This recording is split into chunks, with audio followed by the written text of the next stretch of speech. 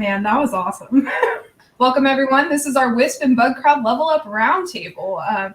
I'm going to introduce all of our speakers and myself today and give a little information on Wisp.org before we jump in. So, hello, my name is Brianna Burrell. I'm one of the community engagement managers here at Bugcrowd with a focus on education and events like this. So I'm here to moderate this panel, and I am joined by 4 absolutely incredible women.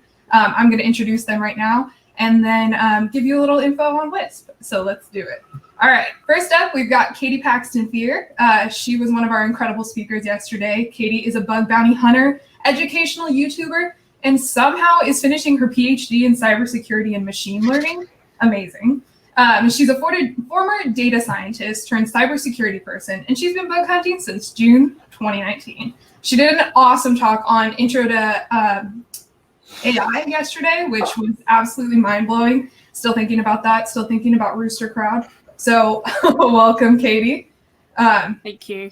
I'm still waiting for my Nobel Prize for inventing more hours in the day. I mean, honestly, appreciate it. Thank you. We need them. Okay, next up we have Farahawa. She started out in the InfoSec community by taking a couple of internships where she learned penetration and web application testing skills. She recently started a full-time position with Inspira and has been documenting her bug bounty journey on her YouTube channel. She's been just such an asset to the community. She's released some really amazing educational videos on technical concepts. So welcome to the stream, Farah. Thanks for joining us. Thank you, Brianna. That was a wonderful introduction. I'm going to hit you up whenever I need some pick-me-ups. Honestly, I'm into it. I'll do it. Next up, we have Brienne Bolin, who is also one of our amazing LevelUp0x07 speakers. She's an application security engineer with an enterprise security applications team at Salesforce. Before she moved into AppSec, she was a site reliability engineer and an infrastructure engineer working in healthcare and GovTech. She writes fiction and zines, embroiders, makes creatures out of clay, and reminisces about traveling. And she's one of my fellow Oaklanders. Welcome, Brienne. Thank you. You did an awesome job yesterday on your Chrome extensions review. Thank you very much. Yeah, thanks for being here. And then last but absolutely, certainly not least, one of my favorite people in this universe, Kat Leeper. She is one of our infrastructure engineers at Bugcrowd, and she's a member of our leadership team for SHE, which is our women's career group at Bugcrowd that focuses on diversity and inclusion and also changing the gender ratio in cybersecurity. Before she was in DevOps work, she did full stack software engineering, and in a previous life, she was a UI designer. She enjoys open water swimming and SFA and cooking chicken for her fussy dog Acorn, who is my favorite grumpy old man. Thanks, Brie. That was great. Just want to make sure we get the full picture for the viewers here, you know?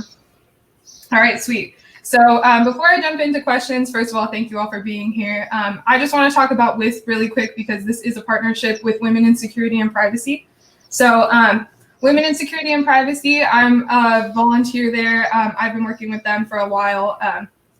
I was their DEF CON lead last year, actually, so it was a really awesome way to have a partnership between Bugcrowd and Women in Security.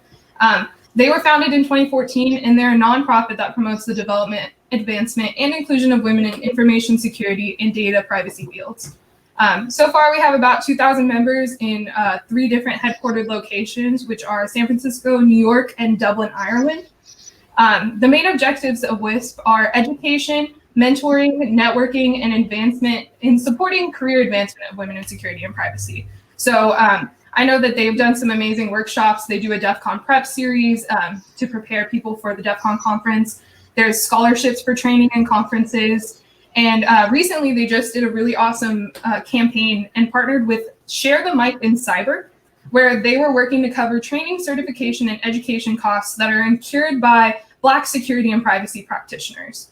So it started out as a very, initially just to get one person's OSCP covered in certifications and exams, and it actually morphed into this wider initiative to cover as many training, certification, and learning expenses for Black practitioners in cybersecurity. So they recently raised $25,000 in order to get some more certifications and more women advancing in security. So we're looking to donate as well. So we have our QR code up on the screen. If you can donate and contribute to this amazing cause, we would really appreciate that. If you're also interested in becoming part of Wisp and being a volunteer, you can sign up at wisp.org, which is wisporg.com/volunteer. All right, now that we've got it out of the way, everybody's here, we're introduced, we're ready for some questions. All righty, let's start off with something nice and topical. DEF CON safe mode. Did anybody check it out? Did you enjoy it? Did anyone have a favorite talk or village this year? Don't all volunteer at once, but did anybody have a chance to check it out? I mean, I made 2 videos on the topic. First was some recommendations for like bug bounty hunting and bug bounty hunting adjacent talks. I scoured through every single village, noting down which ones I thought were the most interesting, and then didn't attend them because I was doing the AI village because I like AI and I wanted to know more about it. Last year I went to DEF CON, paid for my ticket, did everything. I went to DEF CON for 1 hour and watched 1 talk, and that was it because I was absolutely knackered from all of the other networking stuff happening at DEF CON. That's awesome. I think that means you did it right. Yeah, I know. That's what I'm hearing. Other than attending our wonderful Bugcrowd events, just kidding. We actually didn't do too much with DEF CON this year, but I did get a chance to check out a couple of villages. We also have had, Kat made an amazing Bugcrowd badge for DEF CON one of the years as well. Do you want to talk about that? Sure, yeah. A group of 3 of us at Bugcrowd kind of decided that we were going to do this thing that people had been talking about for a long time but never did, which was make a Bugcrowd badge. So we got together and just kind of winged it. I mean, I don't think any of us had any experience really with like printing a PCB before, what goes into that. And so, yeah, we made a Bugcrowd badge. It was, it had actually a lot there. Like there was an entire puzzle to go through as well and a web component for it. So yeah, it was really cool, and we taught people how to solder at our room. I remember people were really excited about the Twitter drops too. Like we would do those like random Twitter drops, and I would see people like running across conference halls in order to go. I was like, oh my God, what did I get myself into? Yeah, there was one time we did a drop in one of the elevators, and so I just stood in one of those DEF CON elevators, like in Caesars, riding it up and down for like 45 minutes, which is kind of a nightmare. And there were just people that would just like, the doors would open and they would just like yell like, is there a Bugcrowd badge in here? It was really funny. Oh my God, that would be terrifying, especially like, isn't there like the 3-2-1 rule where like you have to make sure that, you smell okay? Like some people don't follow that. So like being in an elevator for 45 minutes with that, yeah, don't know how I feel about that. How about you, Farah? Were you able to check out any of Safe Mode this year? Yeah, actually, I've never attended DEF CON in person, but this was the first year I attended it online. I've actually found the career hacking village really interesting. It was very, very inspirational. Especially there was one talk which I think was, I don't remember the name, I think Pablo Brewer, I hope I'm not butchering the name, but he talked about a lot of like the pros and cons of having a certification or having a degree, especially having a degree in an unrelated field and then going into infosec, which was really, it gave me a really interesting perspective because I have a degree in mass media and then I went into infosec. So it was something, he presented it really well. Yeah. Nice. Yeah. That actually is a good lead into my next question, which for me, like when I go to DEF CON, the first time that I went, I saw the hardware hacking village, and we did like a partnership where we were doing hardware hacking on those scooters that are on the streets. And so watching somebody like take that apart and like solder it and like sparks were flying, I had never seen that before. And so my mind was blown and I was like, oh my God, I need to learn how to hardware hack. So my question leading into that is, what's one area of hacking you'd like to try but probably haven't had the chance to yet? Let's go with Brienne on this one for the first one. Sure. One of my big things is that I've wanted to do more soldering. I've done a little bit of it at, I think it was Diana, not TiaraCon. I think it was that year. And I have a couple of badges that I've gotten to assemble and just haven't yet. Yeah, I have some catching up to do with Diana Initiative videos for their project this year. I got a accidentally giant bag of LEDs from China in order to make a few. So yeah, if I don't, I'm going to be stuck with 150 little lights for the rest of my life. I mean, you could do one of those like TikTok challenges where you stick them onto your face. Yeah. How about you, Katie? What's one area of hacking you might want to try? So I'm quite well known for my API hacking because I think it's great for finding bugs.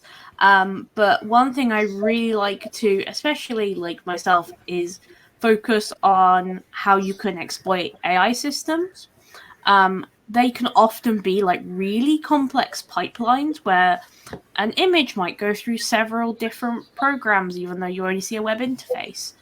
So it's something I really want to pick up. Though, unrelated, I do also want to get better at video editing because I edit all my own videos. Not related to hacking, but definitely a skill I need to learn in 2021. I mean, if you guys haven't seen it out there in the universe, definitely check out Insider PhD's channel because she does have some amazing videos. She is short selling herself right now, but she has some really incredible content that's out there for if you're getting started in hacking, just same as Farah. So definitely recommend checking out. But I'm with you. I definitely, we have like a great team here at Bugcrowd, and there's somebody that made all the amazing graphics for LevelUp, and I see that and I'm like, oh my God, I need to learn how to do this. That's so cool. How about you, Kat? Any areas of hacking you might want to try? Yeah, I feel like I've kind of gotten a little taste of a number of different things like web hacking and hardware hacking. But I've never tried the social engineering stuff really. And I think that could be a really interesting exercise for me as somebody that's not very like, I never did like acting or anything like that. I think that could be a fun challenge. Yeah, if that's a great lead into another thing that I was interested in. The voting village at DEF CON. It was a good segue where Rachel Toback did amazing hacking video on the voting machines that were at the voting village at DEF CON. I gotta say, she's our chairman of the board for Wisp, by the way. She's fantastic. And I think this was maybe a couple of DEF CONs ago, but she was talking about the election concerns and how voting machines can be tampered with and everything else. So I'd like to ask this panel, do you guys have any election concerns? Do you think that the election might be able to be hacked? I mean, I think this is open to any of you four, even if you don't live in the US. I think that it's kind of overall, maybe from the outsider perspective, I'd even be interested in. So in the UK, we don't have machines to vote. You pick up a piece of paper, you make a marking in the box. Now, I should say in the UK, a marking in the box is a very broad term. As long as it's clear who you're voting for, it counts. The idea of using a machine terrifies me. It should.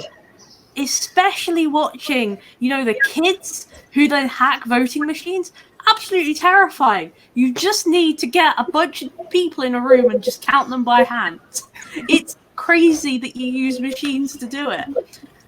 Just for me, crazy. Though I will say, I think the risk of election hacking is maybe not attackers, but perhaps your own government at the moment, because it's not looking so great for dismantling the postal service. Oh no.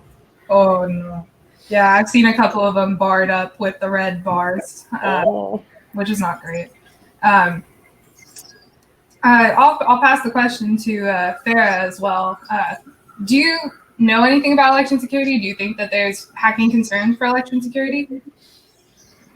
Well, I think right now, I think my biggest concern with elections would be that there's no physical rallies. Everything is everyone's fighting it from their basements. So I think my biggest concern would be more towards the social media and the news and every country trying to affect the outcome of the elections. And it's also like everyone's trying to get access to people's preferences, especially in the swing states. I think that would be my biggest concern because I think we're too small actually is happening and who's doing what. Yeah, that's a good point. Kat or Brienne, do you have anything you'd like to add? Yeah, I think my biggest concern doesn't have to do so much with the voting machine technology. I think that our elections, in a sense, have already been hacked for many, many years. If you look at, gerrymandering and redlining and those sorts of things, those could be considered a hack of how you kind of, sway the results to get the outcome that you want. So I think my biggest concern is that the results, whatever they are, will be meaningless, and that there may not be a peaceful transition of power this time around, because we've seen increasingly that the hacking is not so much modifying the results, it's about pitting two sides against each other to cause this chaos and frustration and desensitization, and eventually people just become apathetic to that.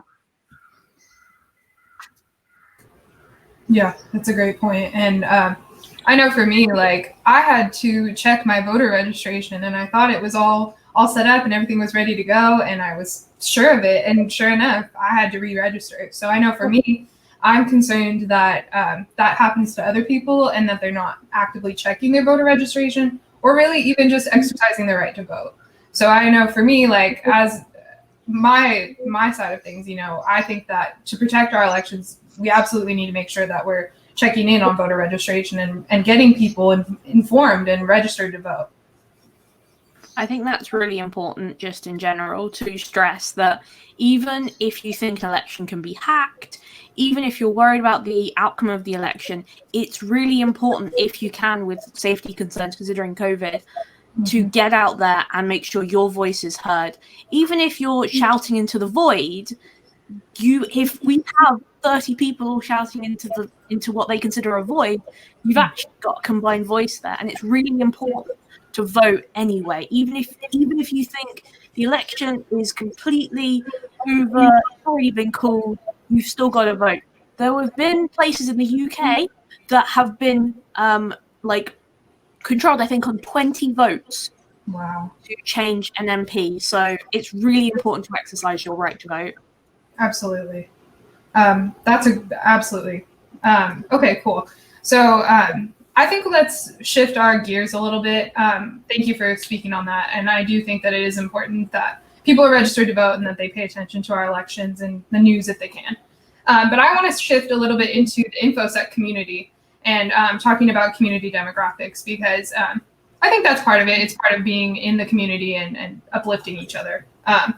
So right now, in terms of like my position here at Bugcrowd, I'm looking at ways to like uplift the community for all different types of demographics. So my question to the panel is, how can we engage communities in other countries when we can't travel there? I'll pass this to anyone who's interested in asking. I'm happy to provide an answer because I have thoughts on this. I think when we speak about engaging people, especially from communities that might not necessarily have the same amount of voice, whether we're talking about marginalized groups or even people from other countries, there's kind of two separate issues. One is this idea of mentorship and having people who can sit down and explain something to somebody or be someone to look up to. But I think one of the really important roles that Bugcrowd plays really is this idea of sponsorship. This is not my idea. This was taught to me by Dawn Isabel. She's amazing. But really uplifting those voices, like having a conference like Level Up where people from different countries speak, from having people from different communities speaking, giving people that opportunity to have their voice heard, and heard kind of across the world is like these little ripples of getting information out there. And, you know, this is a terrible time for UK people, but someone who's British might watch this talk, see me, and kind of relate to my experiences and kind of get me because I used some slang once, and they understand that part. But I think it's really important to provide these kinds of sponsorship opportunities, not just mentorship.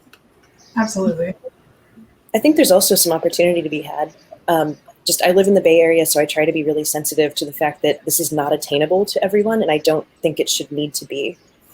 And so seeing things like OWASP Bay Area go online and being able to go and just like sit in on Seattle hacker meetups and things like that, there are limitations of time zones, of course, but my hope is that it leads to a little more kind of unavoidable democratization of access. It seems like that's starting to happen just by, everything suddenly being accessible. And I'm hoping that sticks. Me too. I think that's one really good thing that's come out of COVID is conferences going online, often being free, community groups going online, being free to attend.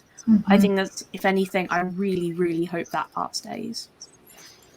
Yeah, absolutely. I know my two favorite things about DEF CON going into safe mode this year was, one, it's not 100,000 degrees and I'm not sweating the entire time. Two, it's free access and I can sit from the comfort of my couch in my pajamas with my cat and watch it. So I know for me that it was nice to be able to kind of like be in my own zone and be able to like focus on that networking piece.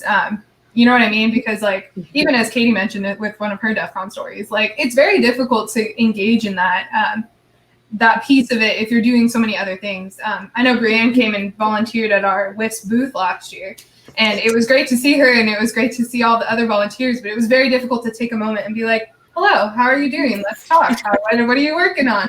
How's it going? And then there's the other piece of all the parties. So how about Farah? What do you think about how do we engage communities in other countries when we can't travel there right now?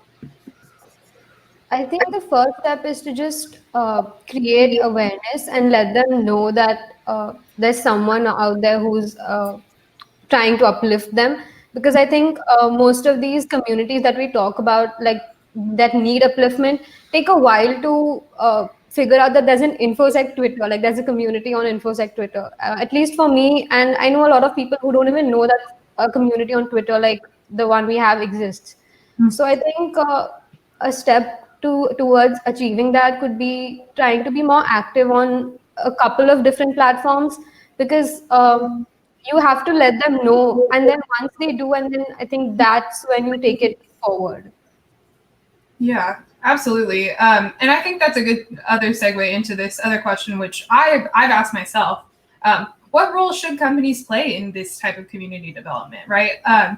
I don't like it when brands and things force themselves into communities.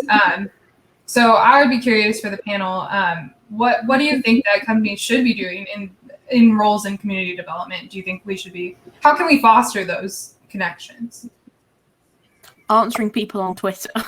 I think a lot of people have, these kind of, Twitter is a great platform, but on companies, you kind of get the two types of companies. One is relatable memes, where you get brands like Sunny Delight tweeting at Wendy's, and then you have very corporate.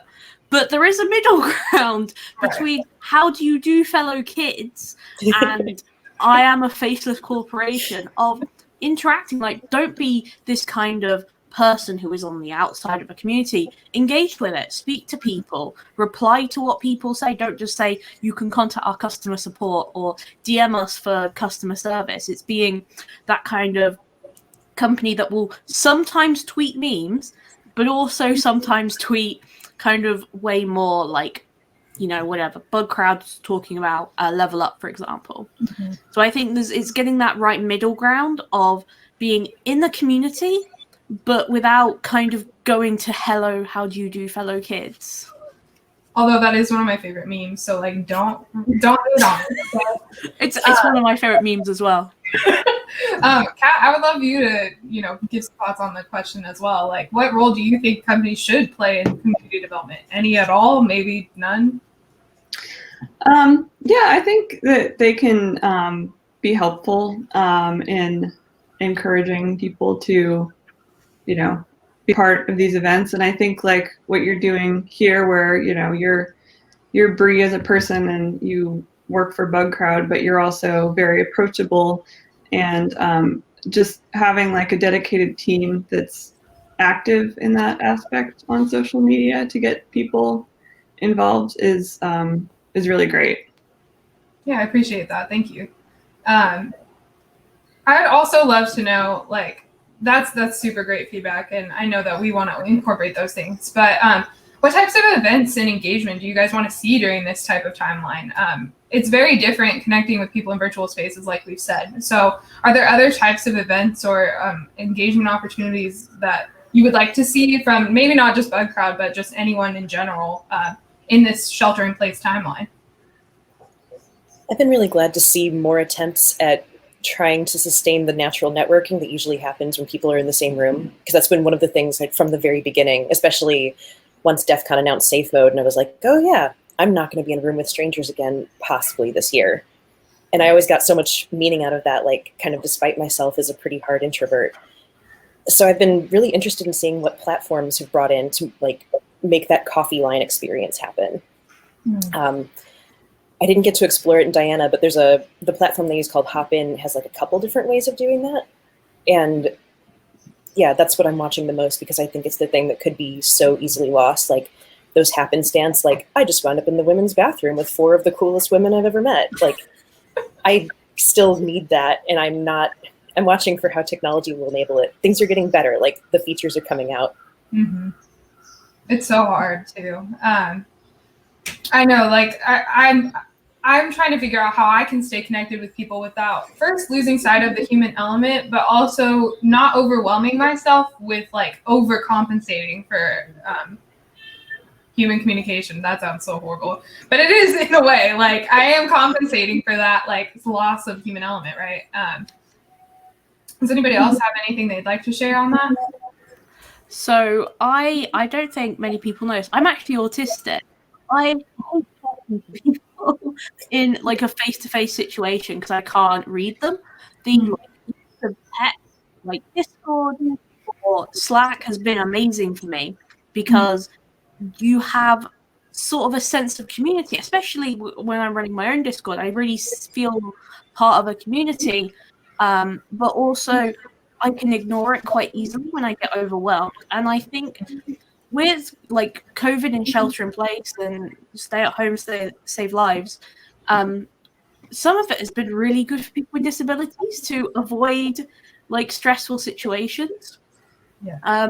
So yeah, I think it's good that we're all kind of doing this new thing, and it's really making it more accessible to people who will be able to access it. Oh yeah, totally. I was gonna say, Farah, was this your first DEF CON this year? Yeah, actually, this was the first time I attended DEF CON, and I think it was online, and that's the only reason I attended it. Yeah. Yeah, and I would think that like in my mind, I'm like, oh my God, that is so different than being there in person, because I've been there with Brienne and Kat, and you know, you see the chaos and you see the like, there's like 3 different hotels involved, and you have to like travel over the magic Caesar's bridge and pay tribute to Caesar himself before you get into your nice guy talk, you know?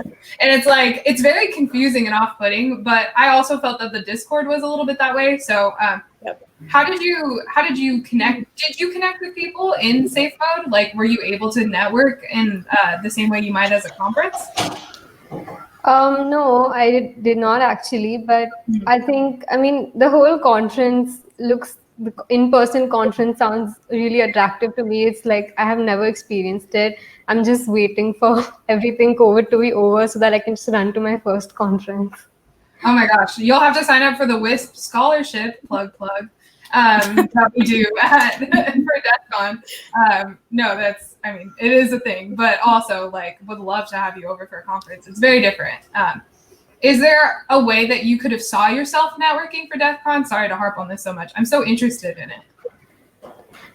I didn't, honestly, when I like saw DEF CON, I only like saw the villages and the talks part of it, and that's what interested me the most. I don't think I ever thought about networking, especially because it was virtual. So networking never really even occurred to me that much. But I think I get where you're coming from. Like for you, DEF CON has always been more like Katie said earlier. Like she attended one talk, and most of the time it was about networking. I think I could never see it that way as of now. Totally.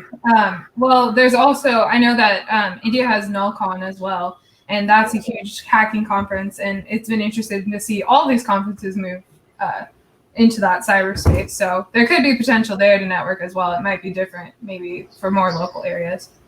Yeah, I had something to add also.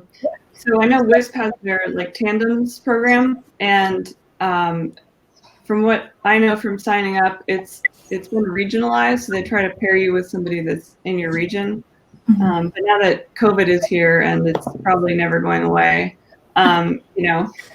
there's kind of no reason why it has to be somebody that's like in the same geographical area as you that lives anywhere near you. So I guess I would like to see maybe something like that where it's the mentorship buddies system, but like spread across, the whole globe. I guess you'd have to make time zones work, but.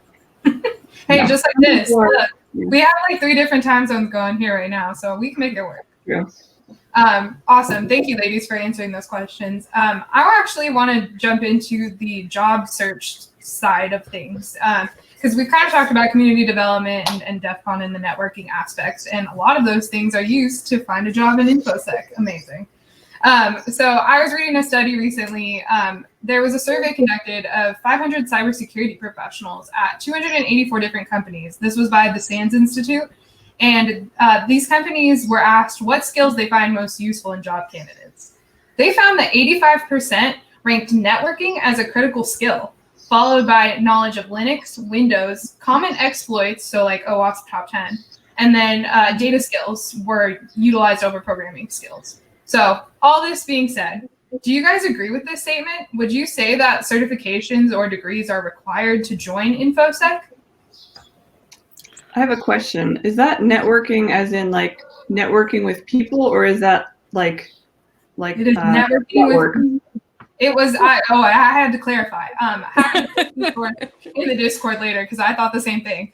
But it is networking with your peers as a critical skill, which I mean honestly kind of does make sense to me. But curious, like Kat, do you agree with that statement? Do you think that that's the most critical skills over all those other things?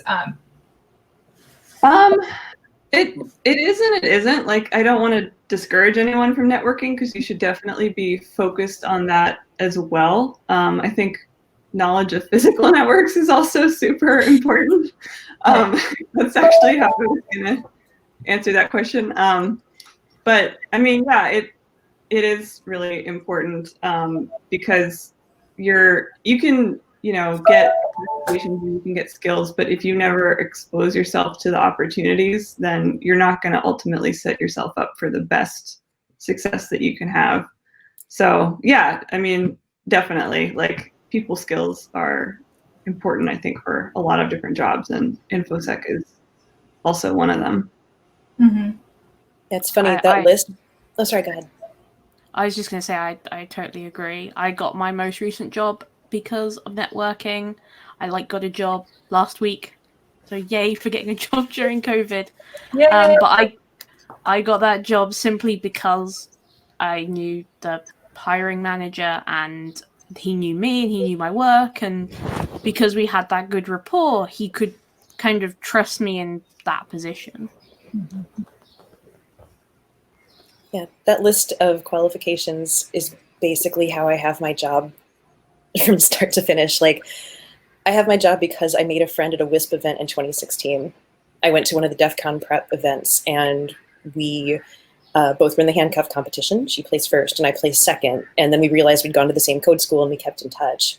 And then late last year, her manager was like, if only we had an SRE interested in learning security skills. And she's like, hang on a minute. And that's how this all happened. Yeah, certifications and degrees are interesting. Just coming from a code school, like we all talk about this very intensely.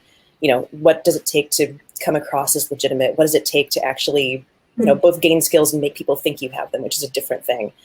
And because I have an ops background, I've generally not worked with people who have degrees in what they actually do. So there's kind of a general like, you don't need that. But generally I found it to be white men 35 and older who are very well established who are like, nah, you don't need that degree. I'm like, cool, thank you so much. This was useful. But I don't think it's strictly necessary, but I think if it's the thing that lets you portray the legitimacy that you want to get to where you want to go, that's fine. That's great. It's another resource that's available. Like, don't go broke. Try to get work to pay for it wherever you are right now. But if that's what it takes, cheers. Go get your dreams. I love that. Yeah. So as somebody who has 2 degrees, or has a bachelor's, I feel like I should weigh in on this and defend my degree. I would say one of the most useful things about getting my bachelor's degree and also my PhD as well has been not necessarily how much I've learned, but how many different people I met. I've met so many people during my degree who now do so many different jobs. I've met people who went into security, people who went into mobile apps, people who went into just regular software engineering. And all of these people have given me opportunities, and really, like, I knew bug bounty hunters because they were doing it at university. So when I got into it, I had people I could call, and simply just because that was a huge networking, because you're kind of forced to be around them for 3 years. And then during my PhD, I did a PhD because it's something I wanted to pursue. I want to be a doctor because, quite frankly, I want to check that little checkbox and put doctor in front of my name. But for me, quite a lot of doing a degree has been meeting people from tons of different backgrounds and really being forced to socialize with them. Yeah, I was going to add to what you were saying about certs is I think that they can definitely make you stand out if you're on the hunt for a job. But I'd say that it's more about quality than about quantity. So I got certified an AWS certification a few months ago, and that's a pretty popular one that's been around for a while. So I think that people will trust and respect that. But I wouldn't go for just every cert that there is, because I think ultimately it's, get the cert as a reflection of what you've learned, but, don't get it just to be collecting certs on your resume. Totally. This can be for Kat and for the panel itself. Are there particular practical skills or certifications that people might want to seek to make themselves appealing candidates? Maybe it's not required, but something you might suggest. I think programming skills are something that can, like an HR or some hiring, they would really find it attractive on your resume. I don't know. Probably a lot of people disagree with me on this, but I actually think it could really help. And about the certifications, again, I think it's great at an HR round to get shortlisted for a job or something, but I don't think you should depend on it for learning any skills. Like, depends solely on that. Let me add that. Absolutely. I know for me, like, I have a communications degree, and I was working at Starbucks before I got hired at Bugcrowd. So I was very fortunate to have somebody that I knew that worked at Bugcrowd and was able to give me a recommendation to get in. But I definitely did not have any InfoSec skills before I had joined Bugcrowd. And of course, I've learned a lot. I know Kat has taught me a ton. We had a technical book club going for a while. That was fantastic. So shout out to all my lovely book club ladies. But I definitely feel like there's a lot of on-the-job learning, and that's super essential. Every business is extremely different, and I've seen that, I don't know that I would use the word required for certs and degrees, but definitely it helps to further that understanding. Or if you find that niche area that you're like, I'm super interested in this, I want to dive into it a little more. And so that's kind of, I kind of sit in the middle of both sides of it, where I'm like, yes, I love school and I love learning, and I would totally say, yes, you should pursue that higher education if you're able to. But at the same time, I know a lot of people who have gotten into the industry without having to have that. So it kind of depends. Sweet. Anybody have anything else they'd like to add on that?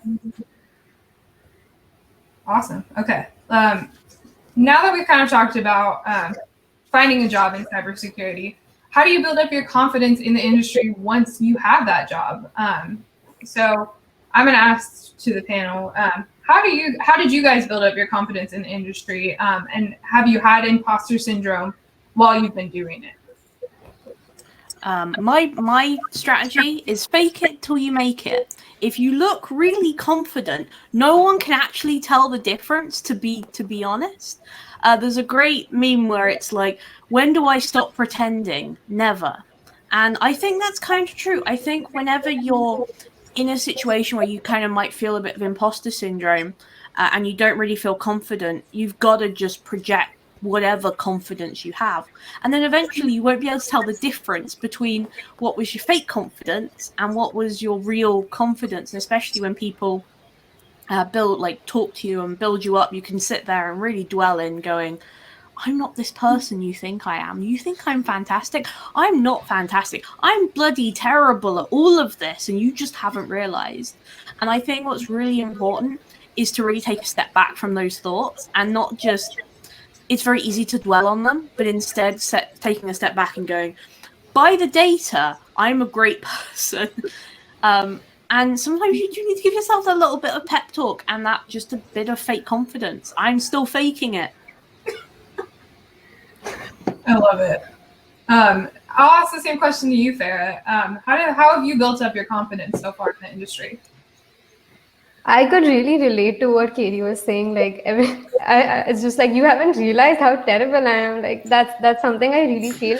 But I think what I do is I try to not let any external factor determine that for me. And whenever I start developing those feelings, I kind of have to just sit with myself and think about how far I've come. And then I don't just mean like huge milestones. Like, it doesn't have to be a huge milestone. It can be a significant thing which might be considered small, but it's important for you to realize, like, you have to think about your entire path from where you started, where you are now, and there's been a journey that no one gets anything overnight.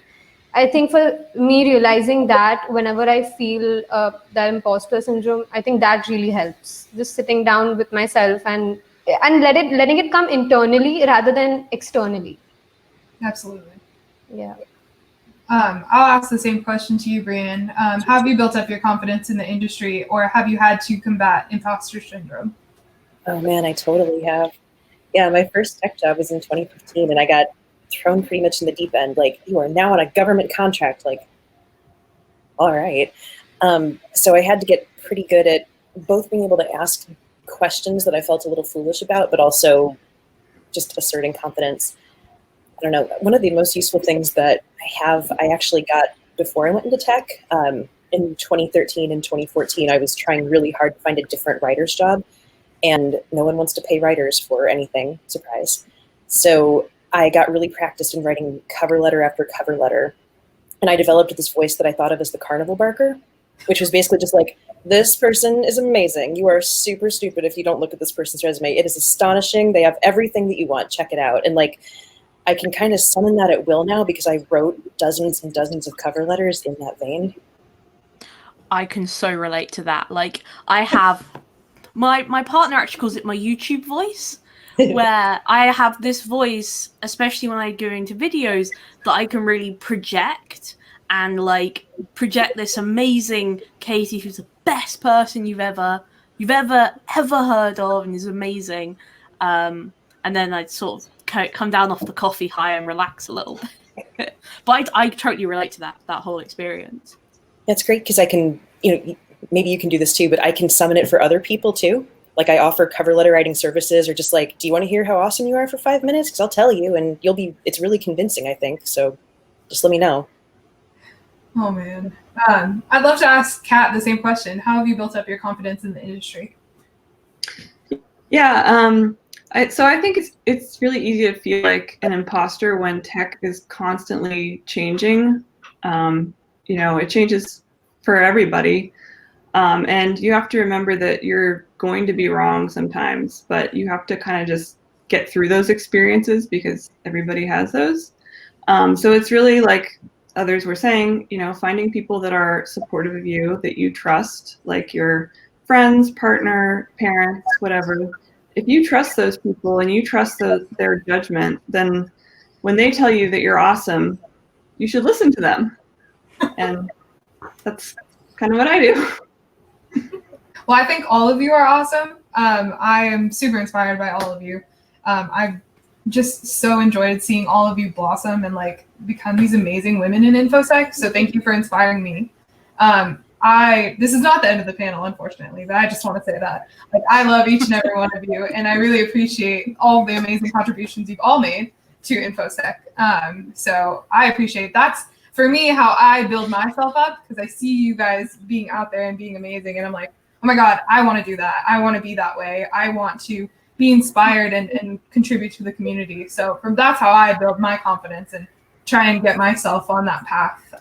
So I appreciate that. And thank you to all the other amazing InfoSec women and all the women that are part of Wisp and all the other women in security organizations, because you inspire me and I appreciate that.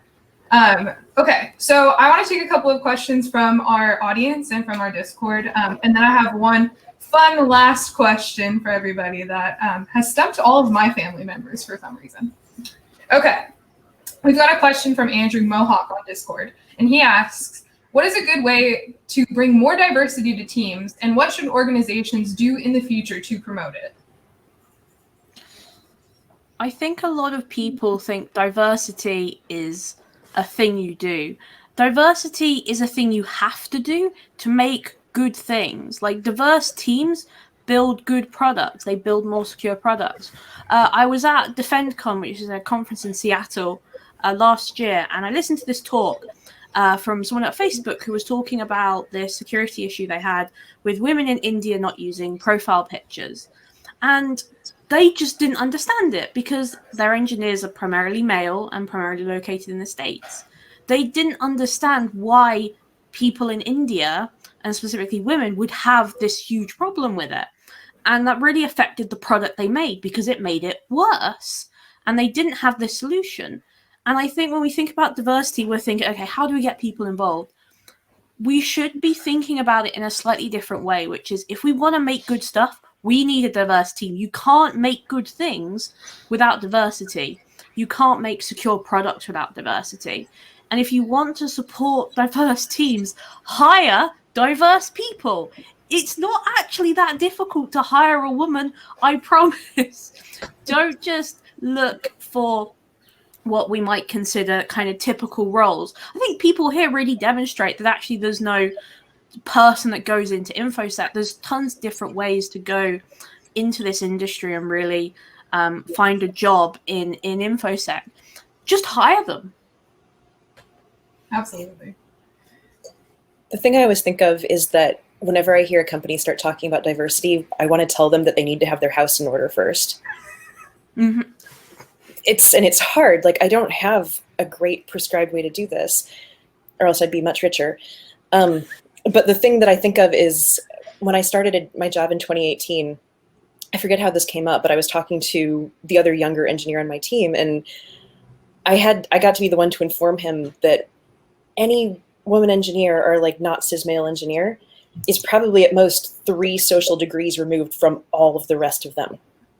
And I leaned over and I was like, we talk to each other a lot. We all share information. It keeps us out of cesspools. And he looked so shocked. Like, I was like, you're cool. Don't worry. I'm not telling anyone anything about you. Keep it up. Good job. But that's the thing I keep thinking of is like, oh, we need to, I would like to purchase one diversity, please. Like, no, you have to make sure that there's not a little locus of rot in your organization, because otherwise someone will come in and go like, oh, no, thank you, and go right back out the front door. I've seen it happen. And so I think that the thing that often doesn't happen is the foundation that gets built by having difficult conversations and also making a culture of psychological safety, which I bang on a lot about. Because without that, you can do, you can host events and you can donate to things and you can do all sorts of stuff, but your house is still decaying and people will know because it stinks. I think that gets lost in the discussion sometimes, is that we're not necessarily talking about getting women into security. We're really asking, why aren't women staying in security? And not just women, but other diverse groups as well. And I think often that question that you're asking gets lost in like, okay, let's just teach a bunch of people security. But actually, if the jobs they're going into aren't going to support them and it might in fact make things worse for them, why bother staying? Just go take your skills elsewhere. Absolutely. And I know that internally for Bugcrowd, we have the She organization that's happening right now. That was founded pretty recently. And before that, we definitely had some things that we were working towards. But for me, it was networking internally with the women that were in our company because there were not that many. And so us coming together as technical women and having that support system with a technical book club, I mean, was everything and more in terms of like the support I needed to feel like I could be part of this organization, I could be part of this community, and feel like there was some diversity and inclusion that was happening. So I know that like I've really enjoyed that. And Kat, what kind of things is she working on as the organization of She for Bugcrowd? Yeah, so we're kind of coming at it from a lot of different angles. She is an organization that is, it's not just a group of women, it's a group for women. So we're working with people at all levels of the organization, from the executive team to individual contributors who are fairly new at the company, to talk about these issues. We've done panels with about imposter syndrome. We've done networking. We've had discussions about diversity. And so I think you need like a multifaceted approach. You need to think about it, the earlier the better, obviously. And you really have to get on the leadership at your company to have those conversations with them. And if it's really important to them, and if it's not just lip service, they will put resources behind it. And then, what others were saying, it's not just about going and finding a bunch of junior engineers who are from underrepresented groups and hiring them, because like Brienne said, if your culture is not great, they're not going to stay. You have to really look at, like, are women being promoted at the same rate, or whatever it is. That's just a simple example. So then it becomes, how are we mentoring our employees? How are we building them up? Those sorts of things. Absolutely. Okay, I'm going to actually shift to one more question from the audience. We have another question from Discord, which is, what challenges or changes have you faced specifically in your sector since the start of COVID-19? What kind of changes do you anticipate to continue? Let's go with Farah. Did you have a difficult time? You just recently started a new position, right? Yeah. What was it like trying to find that job and connect during the time of COVID? So actually, I was doing internships right before this, and around January, like kind of when the pandemic, you could see it coming, I found myself like without a job and internship, and I was trying to apply everywhere, and like I was finding no luck. And I think that's when I got into bug bounties, because it seemed like a good gig economy model, and also I thought I would learn a lot along the way. So I think the pandemic has had a very positive effect on me, and I feel like I'm thriving in the pandemic. So I think it's great. And I think I got this job because of like bug bounty, and because of networking on LinkedIn. So I think that's something that really helped. Absolutely. And Katie, same question to you. You just got a new position as well. Did you do remote interviews? Was it different than you would have expected because of COVID? So one thing to note is my new job is an academic job. It's teaching cybersecurity at a university. It's an important caveat. So my job at the moment, like my actual, because doing a PhD, if you didn't know, it's basically a full-time job. You do a piece of research 9 to 5, 5 days a week. So I'm in the thesis part of my work. So the whole work from home, I got told, you're probably not going to come back in the office before you graduate. And I was like, can I have my laptop and my screen, please? And I'll be fine. But then when I was interviewing, it really helped, because you know what? I run a YouTube channel where I deliver virtual lectures to students around the world from different age groups, because that's what my videos are. They're lectures. Sorry, I fooled all of my viewers who are watching. You've actually been learning while you're watching my videos. So I could point at that and go, look, here's my teaching. You can see it. You can see how I present. You can see the kinds of slides I make. You can see how I interact with my audience and how I meet their demands. And then also I kind of make Like, I don't know, you have in lecturing, you have learning objectives. All of my videos actually have learning objectives associated with them. I have an idea of what people should learn. So I was doing all of this, and I got feedback from my interview actually only this week. And they were like, we found the most impressive thing about you was the fact you run a YouTube channel, and the fact you've gained all of these views all in your free time. That was really impressive. And then from Twitter, Tiffany Long, who runs the mentoring or ran the mentoring program that I was originally part of, said often in this kind of economy, you have to do the job that your dream job before you even apply for it. And that's what I did. And then that got me basically my dream job. So it's been kind of amazing to show, hey, you know what? Next year, all university courses are going to be virtual. But guess who knows how to make a video? I do. Got him.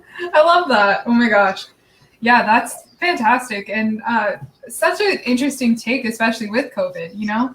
Like, it really didn't affect that. But at the same time, like, you were doing remote things, you know?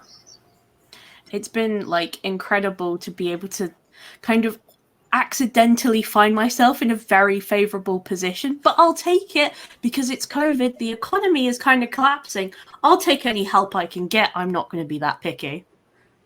Oh, I'm sure that they appreciate your help as well. Okay, I'm going to ask one silly question to everybody.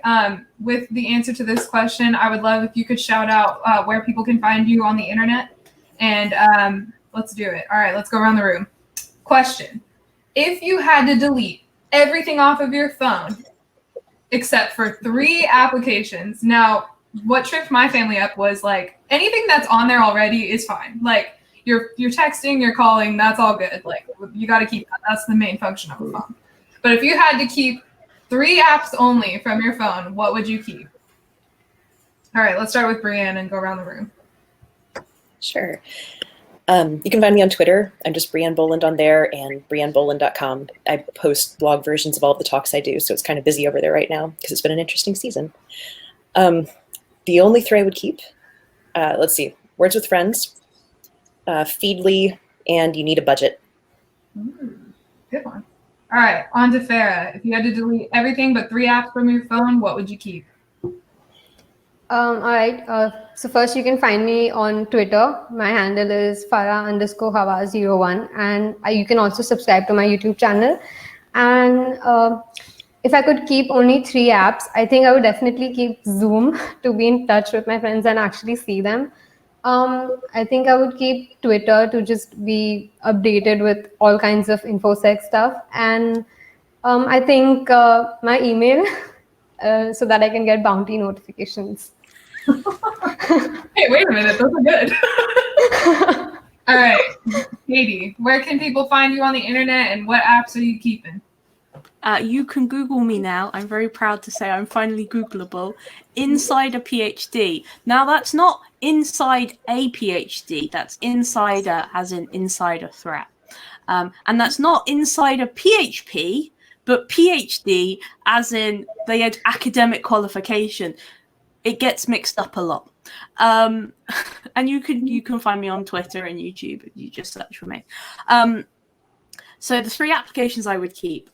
One is my medication alarm, because if I didn't have it, I would literally be dead because I just wouldn't take my medication. Very important to staying alive. The next one would be Omnifocus. If you don't know what Omnifocus is, it is the ultimate to-do list. It is like a supercharged to-do list. It's amazing. It's incredible. I would give them all of my money. And then my third choice is, it's going to have to be a calendar. I don't function well without a calendar. I wouldn't attend anything without my calendar, so I'm keeping it. Love it. All right, and last but of course not least, Kat, what are the 3 apps from your phone you're keeping, and where can we find you online? Yeah, you can find me on Twitter. It's not Kat with a 0 instead of an O, so N0TKAT. I don't use it that much though. I'm not really that big on social. And the 3 apps that I would keep, I would have to say I use Signal to communicate with various friends of mine solely, so I would probably want to keep that one. I have this app from privacy.com that I use for pretty much every time I make a purchase online, and it just auto-generates credit card numbers for you. So I find that really, really useful. What's that called? It's called privacy.com. Nice. Yeah. And then the third one, yeah, probably also my Google Calendar has been super useful just during this pandemic, planning things and having a tangible schedule for my life. Nice. Those are good. Okay. For me, it would be Twitter. Also, I'm with you, Farah. I love Twitter. I can't get enough of it. How else am I going to get my 21 Pilots fandom knowledge? I'm going to roast myself on that one. Then Spotify is another one. I use it religiously every single day with thousands of playlists. I would cry if it got deleted. And then I'm going to go with... okay, I'm going to go with Slack just because I'm a workaholic and I know I shouldn't be, but I love having it on my phone if I'm feeling like I need to be connected to the team on the go. So I'm going to go with those ones. All right, sweet. Well, thank you all so much for joining us today. This was such an awesome panel. I really appreciate you all being here. You can find me on Twitter as well. I'm the matriarch with an 8 instead of an A. And then I would love if you guys could donate to Wisp. Make sure that you support their awesome initiatives. Make sure that you scan that QR code. Donate to amazing women in security and privacy like these lovely ladies. And next up, we're going to move on to one more talk from the Scythe guys, the Scythe team. So stick around for that.